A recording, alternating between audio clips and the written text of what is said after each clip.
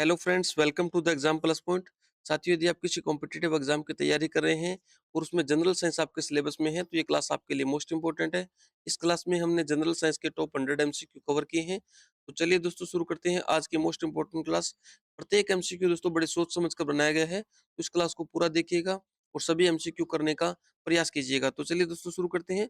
आज का हमारा पहला क्वेश्चन है, कोशिका की खोज सर्वप्रथम किसने की थी? दोस्तों, कोशिका की खोज है वो सर्वप्रथम रॉबर्ट हुक ने की थी। ऑप्शन बी अपना करेक्ट आंसर हो जाएगा।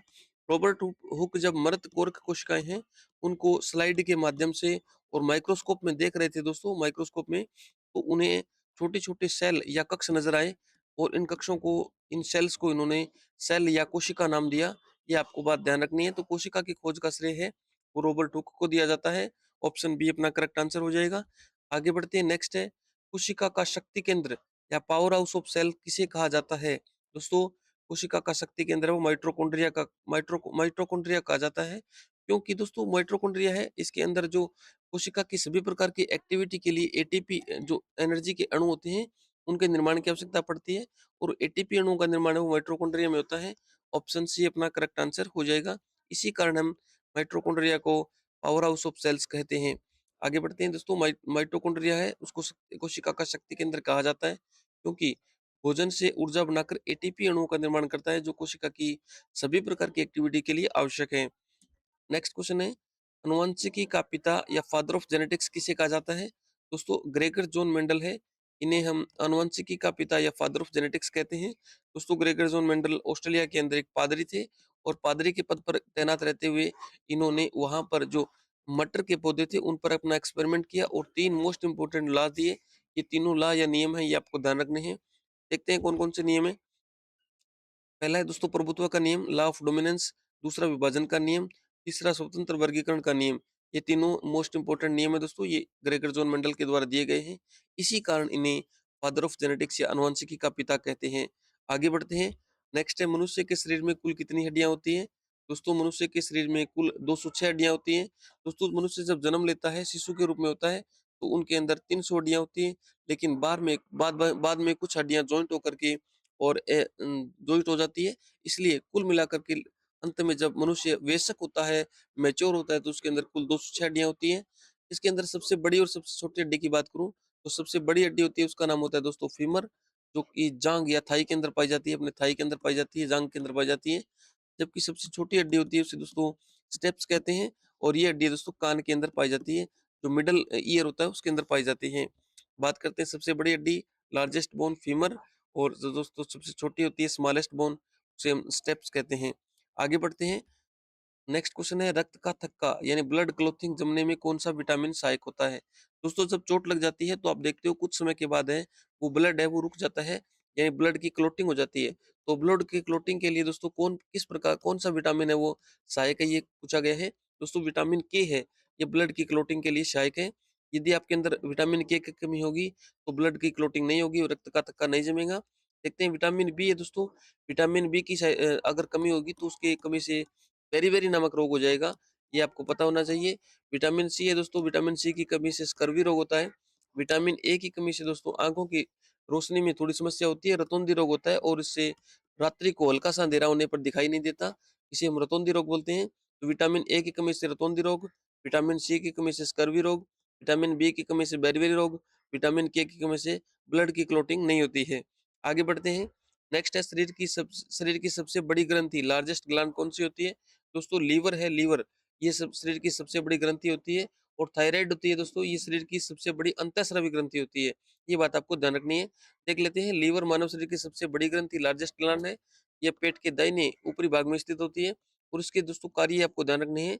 एक तो बाइल यानी पित्तरस का निर्माण करती है, विषैले पदार्थों का निष्कासन करती है, ऊर्जा का संग्रहण करती है, और मेटाबॉलिज्म है इसमें इसकी इंपॉर्टेंट भूमिका रहती है।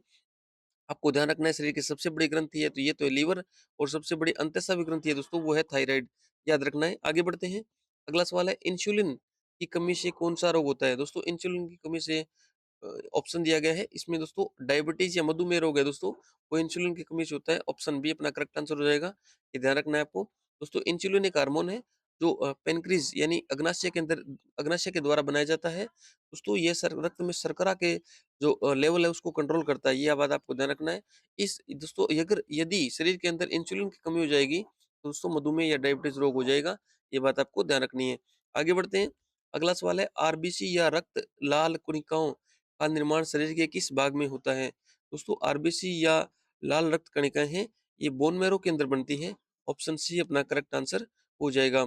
यानी लाल रक्त कणिकाएँ हैं, इनका निर्माण अस्थि मज्जा या बोन मैरो के अंदर होता है, जो हड्डियों के अंदर पाए जाने वाला मुलायम ऊतक है। ध्यान रखना है आपको। आगे बढ़ते हैं। अगला सवाल है पेनिसिलिन की खोज किसने की थी? दोस्तों पेनिसिलिन है वो दुनिया की पहली खोजी गई एंटीबायोटिक दवा थी, एंटीबायोटिक दवा, और इसकी खोज है वो अलेक्जेंडर फ्लेमिंग ने की थी। ये बात आपको ध्यान रखना है। ऑप्शन बी अपना करेक्ट आंसर हो जाएगा। आगे बढ़ते हैं, अगला सवाल है मानव शरीर का रक्त बैंक, ब्लड बैंक किसे कहा जाता है? दोस्तों मानव शरीर का ब्लड बैंक है या रक्त बैंक है, ये दोस्तों स्प्लीन यानी प्लीहा को कहा जाता है। ऑप्शन बी अपना करेक्ट आंसर हो जाएगा। देख लेते हैं इनके बारे में थोड़ी सी जानकारी और प्राप्त कर लेते हैं। दोस्तों प्लीहा या स्प्लीन को मानव शरीर का ब्लड बैंक कहा जाता है। क्यों कहा जाता है? क्योंकि इसमें रक्त को स्टोर करने की क्षमता होती है और आवश्यकता पड़ने पर रक्त को पुनः रक्त प्रवाह में छोड़ देती है। पुरानी और क्षतिग्रस्त जो आरबीसी होती है दोस्तों उनको नष्ट कर देती है और शरीर की इम्यूनिटी बनाने में सहायक होती है प्लीहा या स्प्लीन। इसीलिए इसको क्या कहते हैं दोस्तों, ब्लड बैंक कहते हैं। आगे बढ़ते हैं, अगला सवाल है विटामिन सी का रासायनिक नाम क्या है? दोस्तों विटामिन सी का रासायनिक नाम है वो है एस्कॉर्बिक अम्ल। विटामिन सी का रासायनिक नाम ऑप्शन सी अपना करेक्ट आंसर हो जाएगा। आगे बढ़ते हैं, अगला सवाल है रतौंधी या नाइट ब्लाइंडनेस किस विटामिन की कमी से होने वाला रोग है? किस विटामिन की कमी के कारण होता है? दोस्तों विटामिन ए, अभी अभी हमने पढ़ा, विटामिन ए की कमी से रतौंधी रोग होता है। विटामिन बी की कमी से बेरी-बेरी रोग होता है। विटामिन सी की कमी से स्कर्वी रोग होता है और विटामिन डी की कमी से हड्डियां दोस्तों मुड़ जाती है, रिकेट्स रोग होता है, रिकेट्स। ध्यान रखना है आपको, रिकेट्स। आगे बढ़ते हैं। अगला सवाल है मानव शरीर की सबसे लंबी हड्डी कौन सी होती है?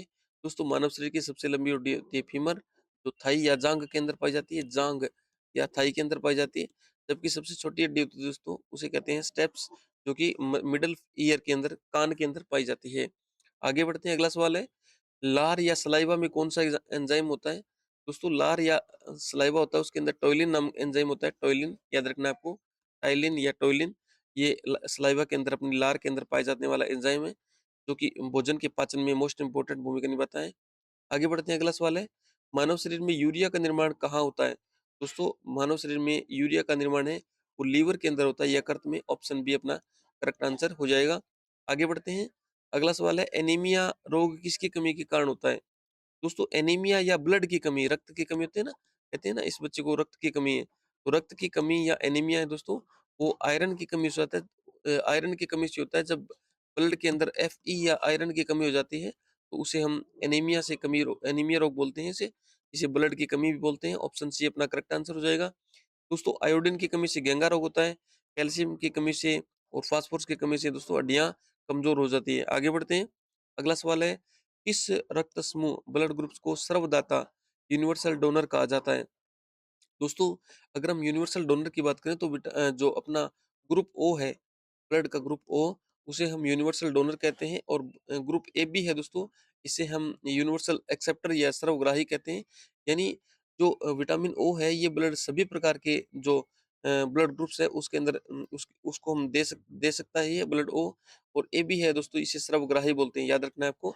आगे बढ़ते हैं, अगला सवाल है घेंगा रोग किसकी कमी से होता है? दोस्तों घेंगा रोग है वो आयोडीन की कमी से होता है, विटामिन सी। इसमें गले के अंदर दोस्तों कहते हैं सूजन आ जाती है और घेंगा रोग होता है उसमें, इसे हम गलगंड रोग भी कहते हैं। ऑप्शन सी अपना करेक्ट आंसर हो जाएगा। आयोडीन की कमी से होने वाला रोग है गलगंड रोग, घेंगा रोग। आगे बढ़ते हैं, अगला सवाल है मानव शरीर में मानव हृदय में कितने कक्ष होते हैं, चैम्बर होते हैं? दोस्तों 2 आलिंद होते हैं और 2 नीले होते हैं, कुल मिलाकर के 4 कक्ष होते हैं। ऑप्शन सी अपना करेक्ट आंसर हो जाएगा।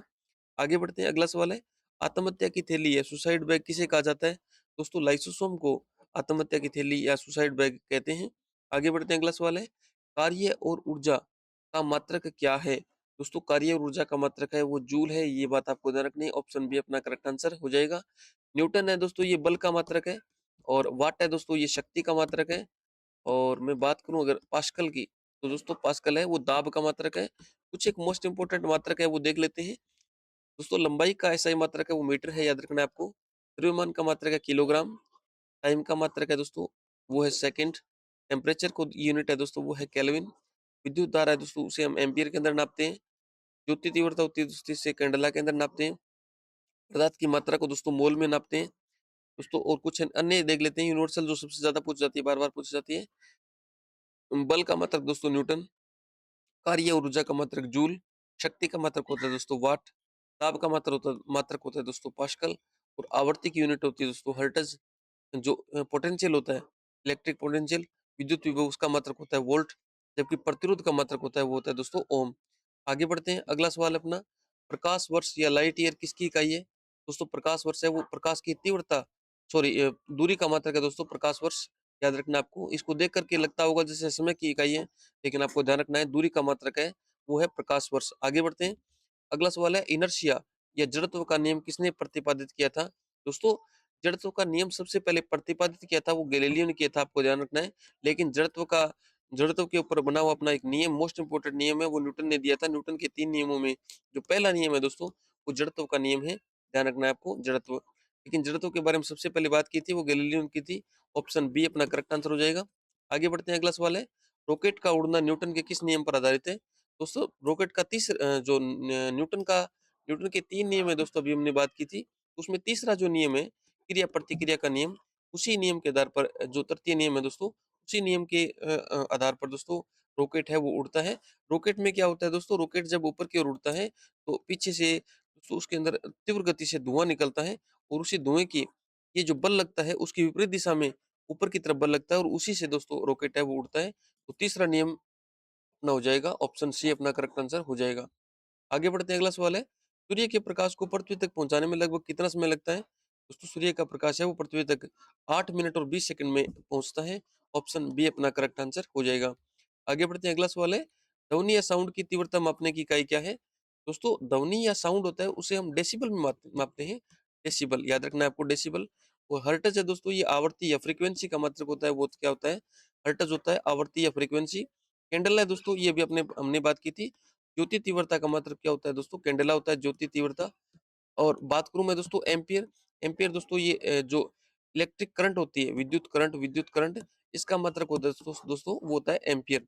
आगे बढ़ते हैं, अगला सवाल है, आकाश का नीला रंग दिखाई देने का प्रमुख मुख्य कारण क्या है? दोस्तों आकाश का नीला रंग है वो दोस्तों लाइट का स्कैटरिंग यानी प्रकीर्णन के कारण होता है। लाइट के स्कैटरिंग या प्रकीर्णन के कारण आकाश से हमें नीला दिखाई देता है। ध्यान रखना है आपको, स्कैटरिंग या प्रकीर्णन। ऑप्शन सी अपना करेक्ट आंसर हो जाएगा। आगे बढ़ते हैं, अगला सवाल है, वाहनों के पीछे का दृश्य देखने के लिए किस मिरर या दर्पण का प्रयोग किया जाता है? दोस्तों वाहनों के पीछे का दृश्य देखने के लिए जो साइड में मिरर लगा होता है दोस्तों, वो होता है कॉन्वेक्स मिरर, कॉन्वेक्स। ध्यान रखना आपको, कॉन्वेक्स या उत्तल दर्पण होता है दोस्तों। ऑप्शन बी अपना करेक्ट आंसर हो जाएगा। आगे बढ़ते हैं, अगला सवाल है, विद्युत धारा इलेक्ट्रिक करंट मापने का यंत्र कौन सा होता है? दोस्तों इलेक्ट्रिक करंट या विद्युत धारा को मापने के लिए जिस यंत्र का प्रयोग किया जाता है उसे हम एमीटर कहते हैं। ऑप्शन बी अपना करेक्ट आंसर हो जाएगा। गैल्वेनोमीटर है दोस्तों, उसे धारामापी बोलते हैं, और ये इलेक्ट्रिक जो करंट होता है उसकी डायरेक्शन बताता है। लेक्टोमीटर है दोस्तों, ये दूध की जो शुद्धता मापता है, दूध की शुद्धता की माप दूध की शुद्धता का मापन करने के लिए लेक्टोमीटर का प्रयोग करते हैं। जबकि वोल्टमीटर है दोस्तों, ये वोल्टेज नापता है, दो जो पॉइंट होते हैं उनके बीच में जो वोल्टता का डिफरेंस होता है, वोल्टेज होता है, उसको नापने के लिए वोल्टमीटर का प्रयोग किया जाता है। गैल्वेनोमीटर हो गया धारामापी, और लेक्टोमीटर हो गया दोस्तों दूध की तीव्रता। आगे बढ़ते हैं, अगला सवाल है, मनुष्य के शरीर का सामान्य तापमान नॉर्मल टेम्परेचर कितना होता है? दोस्तों वो 37 डिग्री होता है। तो 37 डिग्री होता है, और केल्विन के अंदर बात करूं दोस्तों तो 0 डिग्री होता है, वो 273 केल्विन के बराबर होता है। तो केल्विन में हम अगर हम 37 डिग्री की बात करेंगे तो इसके अंदर 37 ऐड कर देंगे तो 310 केल्विन हो जाएगा दोस्तों। तो हम ये भी कह सकते हैं 310 केल्विन, 37 डिग्री और 98.6 डिग्री फ़ारेनहाइट, ये सभी दोस्तों एक ही बात है। तो ऑप्शन डी अपना करेक्ट आंसर हो जाएगा। मनुष्य के शरीर का तापमान अगर डिग्री सेंटीग्रेड में बात करें तो 37 हो जाएगा, 37। 98.6 फ़ारेनहाइट हो जाएगा, 300 110 10 हो जाएगा केल्विन, 310 केल्विन, 98.6 डिग्री फ़ारेनहाइट, और 37 डिग्री है दोस्तों वो सेंटीग्रेड। ये तीनों एक ही बात है, एक ही तापमान को अलग-अलग यूनिट के अंदर दर्शाया गया है। ऑप्शन डी अपना करेक्ट आंसर हो जाएगा। आगे बढ़ते हैं, अगला सवाल है, निकट दृष्टि दोष या मायोपिया को दूर करने के लिए किस लेंस का प्रयोग किया जाता है? दोस्तों निकट दृष्टि दोष को दूर करने के लिए अवतल लेंस का प्रयोग किया जाता है। याद रखना आपको, अवतल लेंस, ऑप्शन बी अपना करेक्ट आंसर हो जाएगा। दोस्तों अलग-अलग बात कर लेते हैं सभी प्रकार के लेंस के बारे में। तो उत्तल लेंस होता है दोस्तों, इसे हम मैग्नीफाई ग्लास बोलते हैं। वस्तु को बड़ा करके दिखाने के लिए इसका प्रयोग किया जाता है। दोस्तों ये कैमरा और माइक्रोस्कोप में इसका प्रयोग किया जाता है। जबकि दोस्तों अवतल लेंस की बात करूँ तो दूर की वस्तु स्पष्ट दिखाने के लिए और निकट दृष्टि दोस्त, जब ये अपना सवाल था ना मायोपिया, इस मायोपिया के अंदर अवतल लेंस का प्रयोग किया जाता है। जबकि बेलनाकार लेंस है दोस्तों, सिलिंड्रिकल लेंस है, उसका प्रयोग दृष्टि वैषम्य दोष के लिए, जिस व्यक्ति के दृष्टि विषम में दोष होता है, उसके लिए दोस्तों इस प्रकार के बेलनाकार या सिलिंड्रिकल लेंस का प्रयोग किया जाता है। और बाइफोकल लेंस होता है दोस्तों, ये दूर और पास दोनों के लिए चश्मे बनते हैं। कई बार आपने देखे होंगे चश्मा होता है जिस प्रकार से, चश्मे के अंदर नीचे वाला लेंस अलग होता है और ऊपर वाला लेंस अलग होता है, यानी ये मोटा होता है या पतला होता है, अलग लेंस होता है। ऊपर वाला लेंस अलग होता है, यानी दूर की वस्तु देखने के लिए अलग लेंस और निकट की वस्तु देखने के लिए अलग लेंस, इसे हम बाइफोकल लेंस कहते हैं। और ये दोस्तों पढ़ने और दूर देखने के लिए अलग-अलग भाग में लगे होते हैं। तो इस प्रकार से अपने सभी प्रकार के लेंस है, इनके बारे में आपको पता चल गया होगा। फिलहाल इसका आंसर हो जाएगा ऑप्शन बी। आगे बढ़ते हैं, अगला सवाल है, दाढ़ी बनाने के लिए किस दर्पण या मिरर का प्रयोग किया जाता है? दोस्तों उत्तल दर्पण जो होता है, वो दूर की वस्तुओं को और छोटे रूप में दिखाने के लिए प्रयोग किया जाता है। जबकि अवतल दर्पण होता है दोस्तों, वो पास की वस्तुओं को बड़ा दिखाने के लिए प्रयोग में लिया जाता है। तो दोस्तों दाढ़ी बनाने के लिए हम अवतल दर्पण का प्रयोग करते हैं। ऑप्शन बी अपना करेक्ट आंसर हो जाएगा। इसके साथ-साथ दोस्तों जब दंत चिकित्सक होता है, डेंटिस्ट होते हैं, वो जो दांतों को बड़ा करके देखने के लिए अवतल दर्पण का प्रयोग करते हैं। इसके साथ-साथ दोस्तों जो एटीएम होते हैं, एटीएम जो होते हैं उसमें सुरक्षा के लिए आगे एक अवतल दर्पण लगाया जाता है, ताकि आपको पीछे का पता चल जाए कि पीछे कौन खड़ा है। ये बात आपको ध्यान रखनी है। आगे बढ़ते हैं, अगला सवाल है, वायुमंडलीय दाब या एटमॉस्फेरिक प्रेशर होता है, उसको मापने के लिए किस यंत्र का प्रयोग किया जाता है? दोस्तों वायुमंडलीय दाब को मापने के लिए बैरोमीटर का प्रयोग किया जाता है। ऑप्शन बी अपना करेक्ट आंसर हो जाएगा।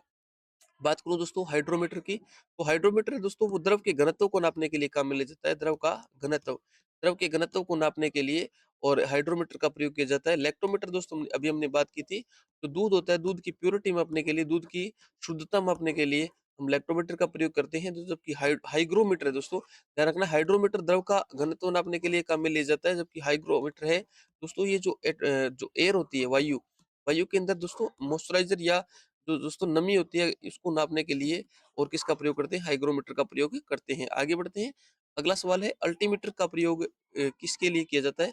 अल्टीमीटर का उपयोग किसके लिए किया जाता है? दोस्तों मल्टीमीटर और अल्टीमीटर 2 होते हैं। एक मल्टीमीटर होता है दोस्तों, आपने सुना होगा नाम मल्टीमीटर। दोस्तों मल्टीमीटर के लिए अलग-अलग प्रकार की जो राशियाँ हैं उसको नापने के लिए मल्टीमीटर का प्रयोग किया जाता है।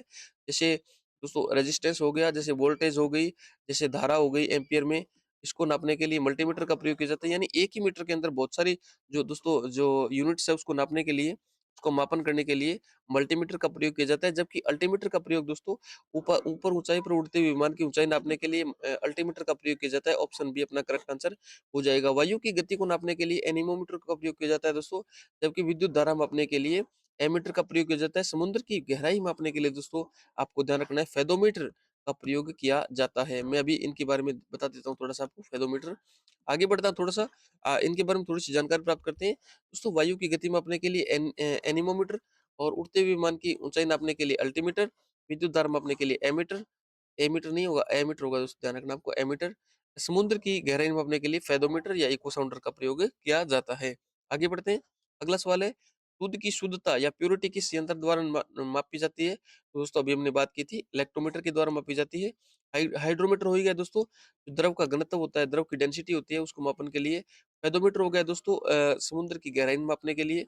और थर्मामीटर का प्रयोग हो गया दोस्तों टेम्परेचर के मापन के लिए, यानी टेम्परेचर के मापन के लिए थर्मामीटर का प्रयोग किया जाता है। आगे बढ़ते हैं, अगला सवाल है, वर्षा की बूंदों का गोलाकार होने का मुख्य कारण क्या है? दोस्तों वर्षा की बूंदें होती है, वो गोल होती है और उसका कारण होता है सरफेस टेंशन या पृष्ठ तनाव। ये बात आपको ध्यान रखनी है। ऑप्शन बी अपना करेक्ट आंसर हो जाएगा। आगे बढ़ते हैं, पास्कल किसकी इकाई है? दोस्तों हमने बात की थी, टेम्परेचर होता है, उसकी इकाई होती है दोस्तों वो होती है सॉरी केल्विन, हमने बात की थी। और दाब की इकाई होती है दोस्तों, वो होती है पास्कल। ध्यान रखना आपको, दाब की इकाई क्या होती है? पास्कल होती है, याद रखना आपको। ऑप्शन बी अपना करेक्ट आंसर हो जाएगा। आगे बढ़ते हैं, अगला सवाल है, वायुमंडल में आर्द्रता ह्यूमिडिटी मापने के लिए किस यंत्र का प्रयोग किया जाता है? दोस्तों अभी हमने बात की थी, हाइग्रोमीटर का प्रयोग वायुमंडल में ह्यूमिडिटी या आर्द्रता को, मॉइस्चराइजर को, नमी को नापने के लिए इसका काम में ये हाइग्रोमीटर काम में लेते हैं। बैरोमीटर आपने पढ़ा होगा, अभी अपने ही बात की थी।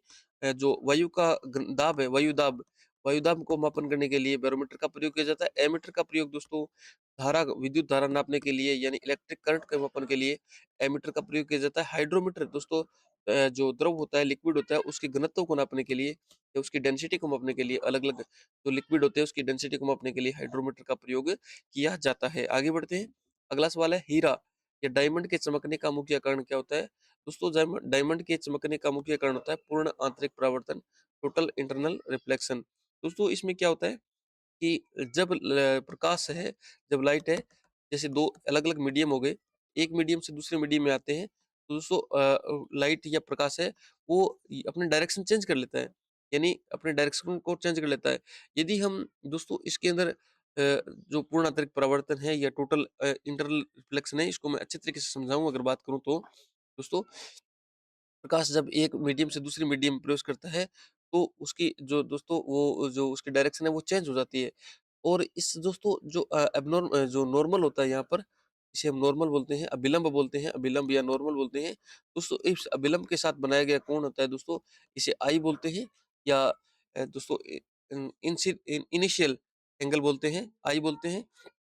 सॉरी दोस्तों मैं आपको नहीं समझाऊँगा पूर्णांतरिक प्रवर्तन। जैसे हम आई को जैसे-जैसे बढ़ाते जाएँगे, तो ये पूर्णांतरिक प्रवर्तन के लिए दोस्तों अलग से बहुत बड़ा हो जाएगा वीडियो, यानी हमारी क्लास है वो लंबी हो जाएगी, तो हम आपको पूर्णांतरिक प्रवर्तन को नहीं समझाएँगे। आप इसको इतना सा समझ लीजिए कि जब लाइट एक माध्यम से दूसरे माध्यम में आती है, तो टकरा कर के वापस उसी मीडियम में चली जाती है। यानी जब लाइट एक माध्यम से, ये मान लो मीडियम 1 है, ये मान लो मीडियम 2 है और ये इन दोनों को अलग करने वाला सरफेस है।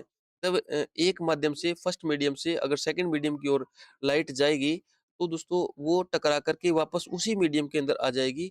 जो दोनों को अलग करने वाला तल होता है, जो सरफेस होती है, उसके टकरा करके वापस पुनः उसी मीडियम में लौट आती है।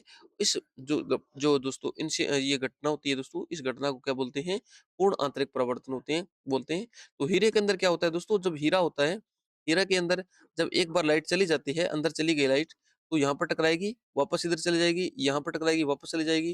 यानी इधर से यानी यहाँ टकराई, टकराने के बाद वापस इस मीडियम में, वापस इधर टकराई, यहाँ पर चली जाएगी, यहाँ टकरी जाएगी। इसके कारण जो लाइट होती है इसके अंदर घूमती रहती है, यानी आंतरिक अंदर ही अंदर परावर्तन होता रहता है और इसी कारण हीरा है दोस्तों वो चमकदार दिखाई देता है। फिलहाल आगे बढ़ते हैं, इसका आंसर हो जाएगा ऑप्शन सी। नेक्स्ट है अंतरिक्ष यात्री को आकाश का रंग कैसा दिखाई देता है? दोस्तों अंतरिक्ष यात्री को आकाश का रंग काला दिखाई देगा, क्योंकि वहां पर स्कैटरिंग वगैरह नहीं होगी। तो दोस्तों मीडियम नहीं होगा तो स्कैटरिंग नहीं होगी और वो आकाश का रंग है वो दोस्तों ब्लैक नजर आएगा, काला नजर आएगा। आगे बढ़ते हैं। अगला सवाल है आधुनिक आवर्त सारणी यानी मॉडर्न पीरियोडिक टेबल है, जिसके अंदर हाइड्रोजन, हीलियम, लिथियम, बेरिलियम और बोरोन, इस प्रकार से जो सभी जो दोस्तों एलिमेंट्स है वो एक सीरीज के अंदर जो दोस्तों लगे होते हैं। उस जो मॉडर्न पीरियोडिक टेबल है इसका प्रतिपादन किसने किया था? दोस्तों जो आधुनिक आवर्त सारणी है उसका प्रतिपादन मोज़ले ने किया था, ये याद रखना आपको। मोज़ले, ऑप्शन सी अपना करेक्ट आंसर हो जाएगा, मोज़ले। आगे बढ़ते हैं, अगला सवाल है साधारण नमक या कॉमन जो साल्ट होता है उसका रासायनिक नाम और सूत्र क्या है? दोस्तों साधारण नमक को हम सोडियम क्लोराइड बोलते हैं, sodium chloride. Sodium chloride option B अपना करेक्ट आंसर हो जाएगा और इसका फॉर्मूला हो जाएगा रासायनिक सूत्र दोस्तों NaCl। सोडियम कार्बोनेट का सूत्र याद रखना है दोस्तों Na2CO3, Na2CO3। सोडियम बाइकार्बोनेट का सूत्र आपको याद रखना है दोस्तों NaHCO3। और सोडियम हाइड्रोक्साइड है दोस्तों वो हो जाएगा दोस्तों NaOH, याद रखना है। लेकिन फिलहाल इसका आंसर हो जाएगा option B, sodium chloride NaCl। आगे बढ़ते हैं, अगला सवाल है दोस्तों खाने वाले सोडे यानी बेकिंग सोडा होता है उसका रासायनिक नाम क्या है? दोस्तों खाने वाले सोडियम या बेकिंग सोडे का रासायनिक नाम होता है सोडियम बाइकार्बोनेट NaHCO3, याद रखना है आपको NaHCO3। आगे बढ़ते हैं, अगला सवाल है लाफिंग गैस जो हंसाने वाली गैस होती है दोस्तों उसका रासायनिक नाम क्या है? दोस्तों वो है नाइट्रस ऑक्साइड N2O, याद रखना है N2O। दो ऑक्साइड दो नाइट्रोजन के दोस्तों जो एटम होते हैं और एक ऑक्सीजन का एटम होता है। आगे बढ़ते हैं, अगला सवाल है प्योर गोल्ड या शुद्ध सोना कितने कैरेट का होता है? ये दोस्तों यूनिवर्सल सवाल है, ऑप्शन डी अपना करेक्ट आंसर हो जाएगा 24 कैरेट। नेक्स्ट है अम्लीय घोल एसिडिक सॉल्यूशन का पीएच कितना होता है? दोस्तों एसिडिक जो जो इसकी बात करूं मैं अम्लीय घोल की, दोस्तों जो अपना 7 होता है दोस्तों, 7 उससे कम जो होता है ना, 7 पीएच, जो पीएच 7 होती है उससे कम होता है वो तो होता है अम्लीय, और जो 7 से अधिक होता है दोस्तों वो होता है अक्षारीय या बेसिक। यानी एसिडिक की बात करूं तो 7 से कम, 7 से अधिक है दोस्तों वो हो जाएगा बेसिक सॉल्यूशन। ठीक 7 है दोस्तों उसे न्यूट्रल बोलेंगे, और 14 है 14 दोस्तों वो तो जो है ना अल्ट्रा बेसिक बोल सकते हैं हमको। बेसिक की जो चरम सीमा है, जो क्रिटिकल पोज़ीशन है दोस्तों वो है 14 पे आती है। ऑप्शन अपना फिलहाल इसका आंसर हो जाएगा एसिडिक पूछा है, 7 से कम ऑप्शन बी अपना करेक्ट आंसर हो जाएगा। आगे बढ़ते हैं अगला सवाल है शुष्क बर्फ या ड्राई आइस किसे कहा जाता है? दोस्तों सॉलिड CO2 यानी ठोस CO2 होती है, ठोस कार्बन डाइऑक्साइड उसे हम शुष्क बर्फ या ड्राई आइस कहते हैं। ऑप्शन सी अपना करेक्ट आंसर हो जाएगा। आगे बढ़ते हैं अगला सवाल है पेंसिल का लेड किसका बना तो होता है? दोस्तों पेंसिल का लेड है वो ग्रेफाइट का बना होता है। ऑप्शन बी अपना करेक्ट आंसर हो जाएगा। आगे बढ़ते हैं अगला सवाल है वायुयान के टायरों में कौन सी गैस भरी जाती है? दोस्तों वायुयान के टायरों के अंदर नाइट्रोजन गैस भरी जाती है, आपको ध्यान रखना है। नाइट्रोजन गैस है वो वायुयान के टायरों के अंदर भरी जाती है। ऑप्शन सी अपना करेक्ट आंसर हो जाएगा। क्यों? क्योंकि हल्की होती है और अकीरिय गैस होती है दोस्तों। आगे बढ़ते हैं अगला सवाल है पीतल किन दो धातुओं का मिश्रण होता है, अलॉय होता है? तो ध्यान रखना दोस्तों पीतल के लिए आपको एक नाम रखना है या ध्यान पिताजी याद रहेगा पिताजी। पीतल पीतल के लिए ता से हो जाएगा तांबा और जी से हो जाएगा जिंक, यानी तांबा और जिंक दोनों मिलकर के क्या बनाते हैं? पीतल बनाते हैं। ऑप्शन बी अपना करेक्ट आंसर हो जाएगा तांबा और जिंक या जस्ता जिंक ना पिताजी याद रहेगा आपको पीतल तांबा और जिंक। इसके अलावा दो छोटे छोटे मोस्ट इंपोर्टेंट पॉइंट ध्यान रखना है दोस्तों। सबसे हल्की और भारी धातु का पॉइंट याद रखना आपको। एक आपको याद रखना है द्रव अवस्था में पाई जाने वाली धातु और अधातु। देख सकते हो आप सबसे हल्की धातु लिथियम, सबसे भारी धातु ओस्मियम, सबसे द्रवस्था में पाई जाने वाली धातु है वो है दोस्तों पारा या मरकरी, और द्रवस्था में पाई जाने वाली अधातु है दोस्तों वो है ब्रोमीन, यानी लिक्विड स्टेट में पाई जाने वाली तो दोस्तों जो मेटल है वो है पारा और नॉन मेटल है वो है ब्रोमीन। आगे बढ़ते हैं अगला सवाल है टीकाकरण या वैक्सीनेशन के जनक जनक कौन माने जाते हैं? दोस्तों एडवर्ड जनर है, इन्हें हम वैक्सीनेशन के जनक या फादर ऑफ वैक्सीनेशन बोलते हैं। ऑप्शन बी अपना करेक्ट आंसर हो जाएगा। आगे बढ़ते हैं अगला सवाल है मनुष्य के रक्त का पीएच कितना होता है? दोस्तों मनुष्य के रक्त होता है वो थोड़ा सा बेसिक होता है, 7.4 इसके पीएच होते हैं, ध्यान रखना है। ऑप्शन सी अपना करेक्ट आंसर हो जाएगा। आगे बढ़ते हैं अगला सवाल है जंग लगने पर लोहे के भार में क्या परिवर्तन होता है? दोस्तों जंग लगती है उसका कारण क्या होता है? दोस्तों मॉइस्चराइजर यानी नमी, और जब नमी होती है और उसके अंदर हम H2O मिलता है, दोनों H2O और दोस्तों ऑक्सीजन, इसके कारण है वो लोहे की परत पर जंग लगता है, हल्का हल्का पदार्थ लग जाता है, उसके कारण उसके भार में वृद्धि हो जाती है। ऑप्शन बी अपना करेक्ट आंसर हो जाएगा। जंग लगने पर लोहे के भार में बढ़ोतरी हो जाएगी। ऑप्शन बी अपना करेक्ट आंसर हो जाएगा। नेक्स्ट है बायोगैस और सीएनजी का मुख्य घटक कौन सा होता है? दोस्तों बायोगैस या सीएनजी का मुख्य घटक घटक होता है वो होता है CH4 यानी मेथेन, आपको ध्यान रखना है। ऑप्शन बी अपना करेक्ट आंसर हो जाएगा। आगे बढ़ते हैं अगला सवाल है एल्यूमिनियम का सबसे महत्वपूर्ण और या अयस्क कौन सा होता है? दोस्तों एल्यूमिनियम का सबसे महत्वपूर्ण अयस्क है वो है बॉक्साइट। ऑप्शन सी अपना करेक्ट आंसर हो जाएगा। ध्यान रखना है आपको। गैलन है दोस्तों ये शीशे का या लेड का होता है, शीशे या लेड का अयस्क होता है। और दोस्तों इस प्रकार से कैलामाइन है दोस्तों, ये हो जाएगा अपने जिंक का आयशक। और सिनेबार हो जाएगा दोस्तों, इसी प्रकार सिनेबार है वो मरकरी या पारे का आयशक हो जाएगा। गैलेना शीशे का हो जाएगा दोस्तों, कैलामाइन जस्ते का हो जाएगा, जिंक का हो जाएगा, ऑक्साइड है वो एल्यूमिनियम का हो जाएगा, सिनेबार है वो पारा या मरकरी का हो जाएगा।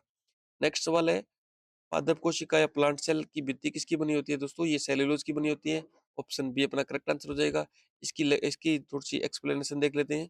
पादप कोशिका प्लांट जो सेल होती है उसकी कोशिका भित्ति मुख्य रूप से सेल्यूलोज की बनी होती है। ऑप्शन बी अपना करेक्ट आंसर हो जाएगा। आगे बढ़ते हैं। अगला सवाल है फोटोग्राफी में किस रासायनिक यौगिक का प्रयोग किया जाता है? दोस्तों फोटोग्राफी आप कहते हैं ना ब्रो मेरी फोटो लेना, क्या बोलते हैं हम ब्रो मेरी फोटो लेना, तो सिल्वर ब्रोमाइड फोटोग्राफी में काम आता है, ध्यान रखना आपको सिल्वर ब्रोमाइड। ऑप्शन बी अपना करेक्ट आंसर हो जाएगा फोटो ब्रो ब्रो मेरी फोटो लेना सिल्वर ब्रोमाइड, याद रहेगा।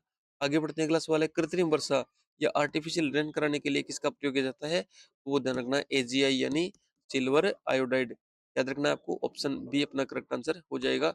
सिल्वर आयोडाइड का प्रयोग किया जाता है कृत्रिम वर्षा या आर्टिफिशियल रेन के लिए। अगला सवाल है विद्युत बल्ब का फिलामेंट किसका बना होता है? किस या जो तंतु होता है ना बल्ब के अंदर जो फिलामेंट या तंतु होता है वो किस धातु का बना होता है? दोस्तों वो टंगस्टन का बनाता है होता है। ऑप्शन सी अपना करेक्ट आंसर हो जाएगा, ध्यान रखना है आपको। जो कि दोस्तों नाइक्रोम होता है, नाइक्रोम नाइक्रोम का दोस्तों जो हीटर के अंदर जो तार लगा होता है ना, हीटर के अंदर जो वायर लगा होता है, जो तंतु लगा होता है दोस्तों वो नाइक्रोम का बना होता है।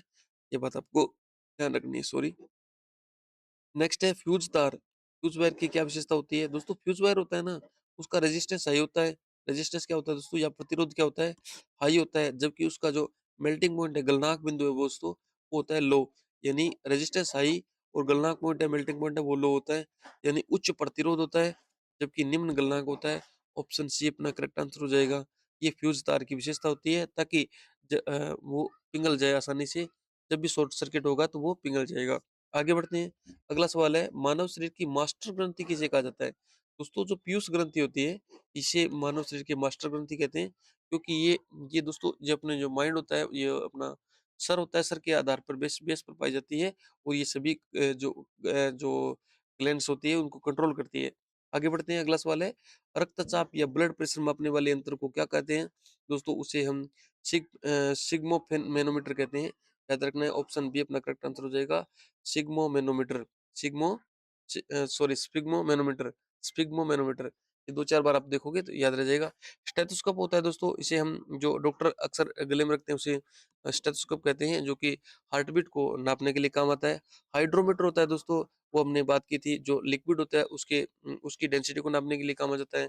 जबकि बैरोमीटर की बात करूँ दोस्तों, ऑप्शन ए वाला जो बैरोमीटर है, ये दोस्तों जो एयर होता है, एयर प्रेशर को मापने के लिए काम में आता है बैरोमीटर। याद रहेगा, स्फिग्मोमेनोमीटर ब्लड ब्लड प्रेशर, स्टेथोस्कोप जो धड़कन होता है उसको नापने के लिए, हाइड्रोमीटर होता है दोस्तों वो लिक्विड के डेंसिटी को नापने के लिए, बैरोमीटर एयर प्रेशर को नापने के लिए।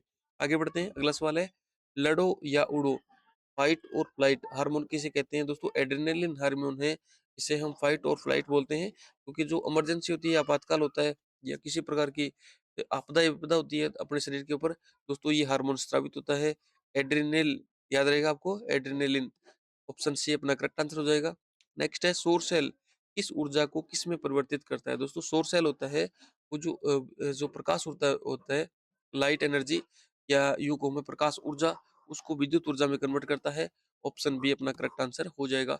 आगे बढ़ते हैं, अगला सवाल है परमाणु के नाभिक या न्यूक्लाई में कौन कौन से कण पाए जाते हैं? दोस्तों परमाणु के नाभिक में प्रोटॉन और न्यूट्रॉन पाए जाते हैं। प्रोटॉन और न्यूट्रॉन, प्रोटॉन ऑप्शन बी अपना करेक्ट आंसर हो जाएगा। प्रोटॉन और न्यूट्रॉन दोस्तों इलेक्ट्रॉन होते हैं। इलेक्ट्रॉन क्या होते हैं? यहाँ में इलेक्ट्रॉन भी लिखा है। तो इलेक्ट्रॉन होता है दोस्तों वो जो अपना नाभिक होता है उसके ठीक बीच के अंदर केंद्रक होता है। न्यूक्लियस होते हैं उसके अंदर प्रोटॉन और न्यूट्रॉन होते हैं। इसके चारों ओर आउटर साइड में दोस्तों अलग-अलग एनर्जी के लेवल होते हैं। इन एनर्जी के लेवल के अंदर इलेक्ट्रॉन्स है वो चक्कर लगाते रहते हैं। ये बात आपको ध्यान रखनी है। फिलहाल इसका आंसर हो जाएगा ऑप्शन बी प्रोटॉन और न्यूट्रॉन। आगे बढ़ते हैं, अगला सवाल है सबसे कठोर प्राकृतिक पदार्थ यानी नेचुरल सब्सटेंस कौन सा है सबसे कठोर? वो ध्यान रखना है आपको, हीरा। ऑप्शन बी अपना करेक्ट आंसर हो जाएगा। आगे बढ़ते हैं, अगला सवाल है डायनेमो का कार्य क्या है? दोस्तों डायनेमो आपने देखा वो ट्रैक्टर वगैरह के अंदर लगा होता है, और उस डायनेमो का कार्य क्या है? जो यांत्रिक ऊर्जा होती है दोस्तों, यांत्रिक ऊर्जा मैकेनिकल एनर्जी उसको इलेक्ट्रिक एनर्जी में बदलता है, विद्युत ऊर्जा में बदलता है, वो डायनेमो होता है। ऑप्शन बी अपना करेक्ट आंसर हो जाएगा। आगे बढ़ते हैं, अगला सवाल है फलों को पकाने के लिए किस गैस का प्रयोग किया जाता है? दोस्तों फलों को पकाने के लिए एथिलीन का प्रयोग किया जाता है। ऑप्शन सी अपना करेक्ट आंसर हो जाएगा, एथिलीन गैस।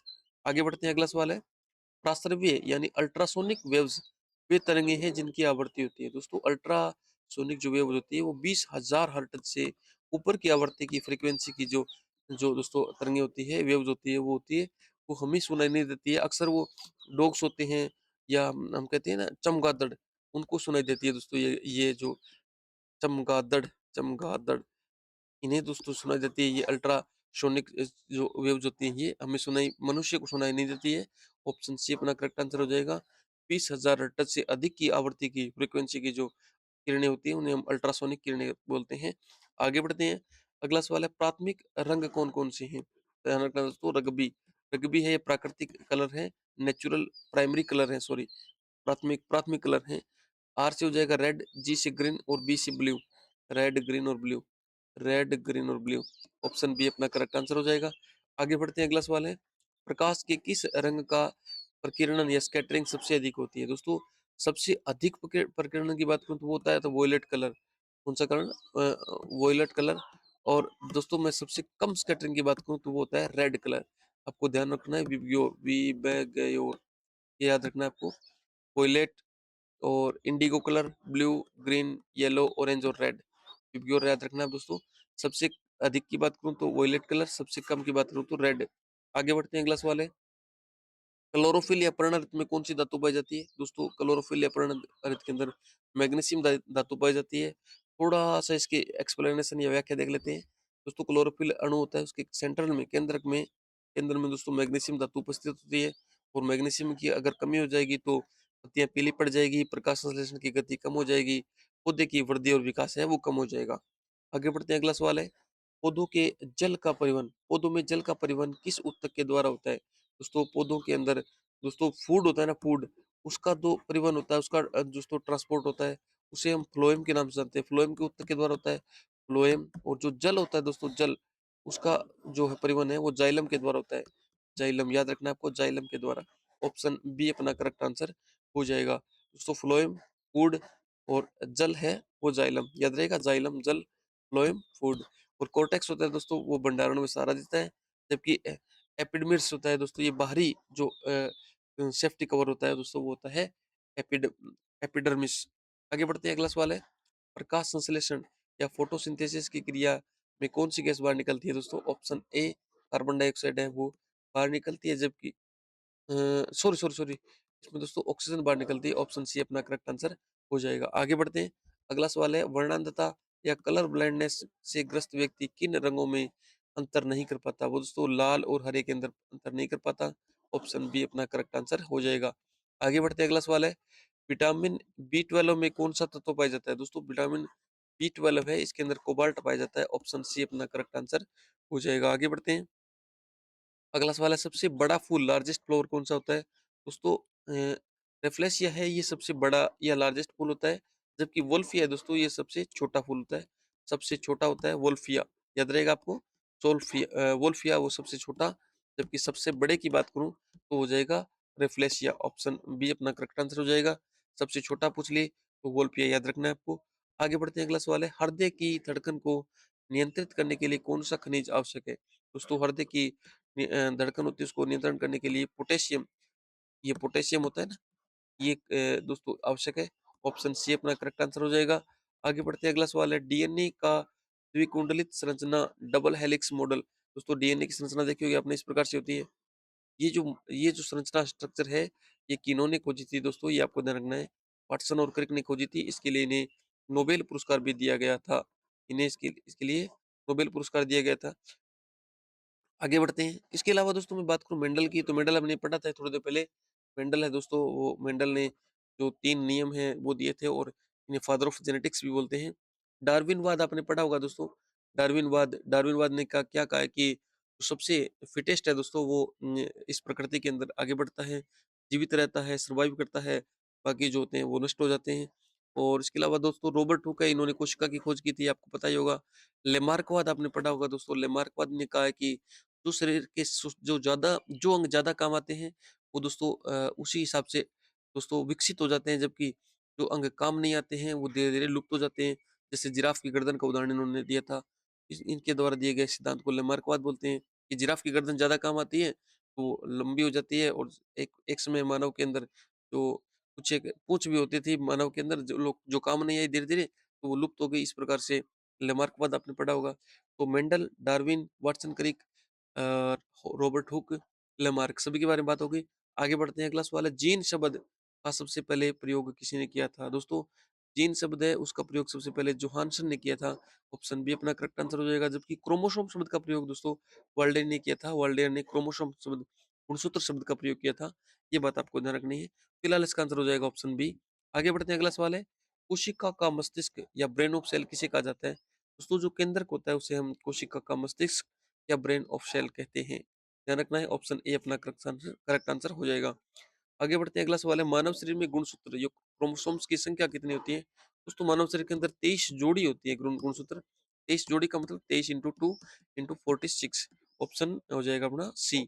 ऑप्शन सी अपना करेक्ट आंसर हो जाएगा। आगे बढ़ते हैं, अगला सवाल है, बीसीजी का टीका किस रोग से बचाव के लिए लगाया जाता है? दोस्तों बीसीजी का टीका है वो टीबी के बचाव के लिए। टीबी होता है ना, टीबी, 6 रोग बोलते हैं उसे, टीबी रोग। ऑप्शन बी अपना करेक्ट आंसर हो जाएगा। टीबी रोग के लिए बचाव के लिए लगाया जाता है बीसीजी का टीका। अगला सवाल है, एड्स की जांच के लिए कौन सा टेस्ट किया जाता है? दोस्तों एड्स की जांच के लिए एलिसा टेस्ट लिया जाता है। ऑप्शन बी अपना करेक्ट आंसर हो जाएगा। ईसीजी होता है कान नाक गले के लिए। एमआरआई होता है दोस्तों पूरे शरीर की जांच के लिए। फिलहाल इसके थोड़ी सी और देख लेते हैं।